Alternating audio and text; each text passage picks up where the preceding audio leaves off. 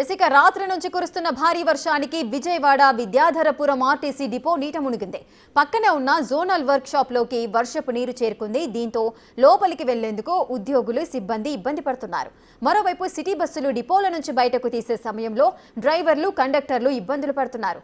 చిన్నపాటి వర్షం పడినా డిపో ప్రాంగణం మొత్తం మోకాళ్ల లోతు నీటిలో నిండిపోతోంది. మరింత సమాచారం మా ప్రతినిధి నరసింహ అందిస్తారు. భారీ వర్షం కారణంగా విద్యాధరపురం ఆర్టీసీ డిపో మరొకసారి వర్షపు నీరు ఉంది. ప్రస్తుతం మనం చూడొచ్చు విజువల్స్లో ఏదైతే అటు బస్సులు అన్నీ కూడా విజయవాడ సిటీకి సంబంధించినటువంటి బస్సులన్నీ కూడా ఇక్కడే పార్క్ చేస్తూ ఉంటారు. వర్క్షాప్ కూడా ఇక్కడే ఉన్నటువంటి పరిస్థితి. చిన్నపాటి మరమ్మతులు కూడా ఇక్కడే చేస్తుంటారు. కానీ ఒక్కసారి డ్రైవర్లు కావచ్చు, కండక్టర్లు కావచ్చు, వాళ్ళ పరిస్థితి చూడొచ్చు. ఏదైతే చిన్నపాటి వర్షం పడినా కూడా మొత్తం ఈ వర్షపు నీరులోనే ఇక్కడి నుంచి రావాల్సినటువంటి పరిస్థితి. వీరు గతం నుంచి కూడా చెప్తూ ఉన్నారు. ఏదైతే కొంత ఎత్తు పెంచాలంటూ కూడా కోరుతున్నటువంటి పరిస్థితి, కానీ వినిపించుకోవడం లేదంటూ కూడా చెప్తున్నటువంటి పరిస్థితి కనిపిస్తుంది. ప్రస్తుతం మనం విజువల్స్లో చూడొచ్చు. ఏదైతే సిటీ బస్ స్టాండ్ మైలవరం వెళ్ళే బస్సు సంబంధించి కూడా ఇక్కడ బయటకు వస్తున్న క్రమంలో ఒక్కసారి ఆ వర్షపు నీరు ఏ విధంగా ఉందో కూడా చూడొచ్చు. ఎందుకంటే ఉద్యోగస్తులు కూడా మొత్తం లోపలికి వెళ్ళే ఎంప్లాయీస్, అవుట్సోర్సింగ్ సిబ్బంది కూడా మొత్తం చాలా ఇబ్బందులు పడుతూ ఉన్నారు. కొన్ని నెలలుగా కూడా ఏదైతే వర్షాకాలంలో ప్రతిసారి ఇదే పరిస్థితి వస్తుందో ప్రస్తుతం మనం కొంతమంది ఎంప్లాయీస్ ఉన్నారు. ఏం వర్షం పడినప్పుడల్లా ఇదే పరిస్థితి? అవును సార్, ఇదే పరిస్థితి. కొత్త విషయాలు కాదు, పాత విషయాలు. ఇది చెప్పటానికి ఏం లేదు.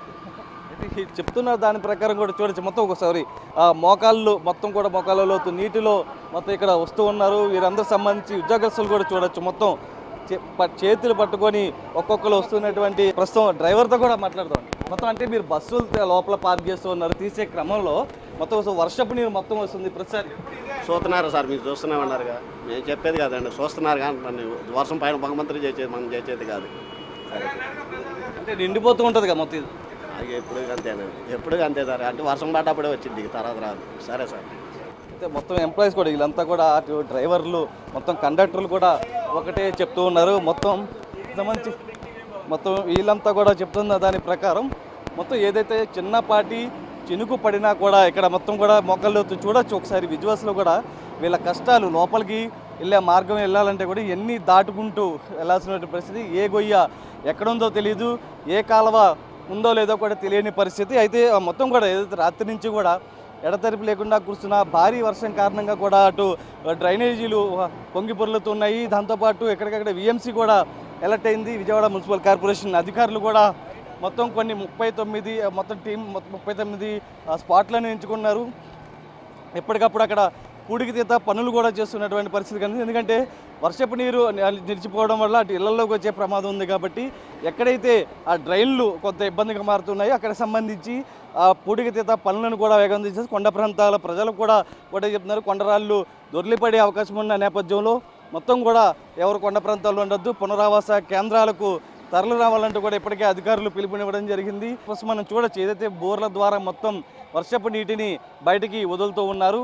ఈ మొత్తం వర్షపు నీరు అంతా బయటకు వచ్చిన తర్వాత మాత్రమే అటు ఎంప్లాయీస్ కానీ మొత్తం అవుట్సోర్సింగ్ సిబ్బంది మొత్తం కూడా బయటకు వచ్చేటువంటి పరిస్థితి. ప్రస్తుతం ఏదైతే మరొక 2 రోజుల పాటు భారీ వర్షాలు కురుస్తాయన్న నేపథ్యంలో కూడా అధికారులంతా కూడా అలర్ట్ అవ్వడం జరిగింది. కొండ ప్రాంత వాసులతో పాటు అటు నగర ప్రజలకు కూడా ఒకటే చెప్తున్నారు, అప్రమత్తంగా ఉండండి, అత్యవసరం అయితే మాత్రమే మీరు ఇళ్ల నుంచి బయటకు రావాలంటూ కూడా సూచించిన పరిస్థితి కనిపిస్తుంది. సురేష్తో Narasimha, big TV, Vidyadharapuram RTC depot.